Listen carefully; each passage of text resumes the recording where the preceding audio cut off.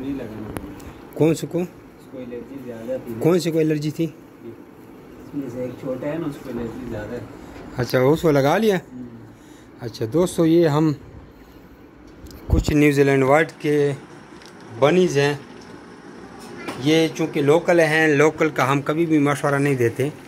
Local New Zealand white जो है mail 2.5 kilo 2600 ग्राम, हद हो गए 2700 ग्राम तक जाता है जो पाकिस्तानी न्यूजीलैंड वाइट है। फीमेल हद भी हो गए तो 3 किलो तक जाती है।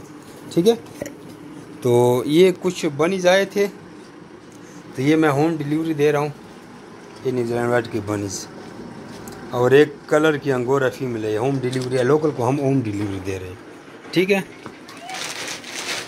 तो हमेशा न्यूजीलैंड वाइट जो है जिस रखने हो तो वो रखने हैं जिनका वज़न 4, 4.5, 5 किलो हो, ताकि मज़ा आए।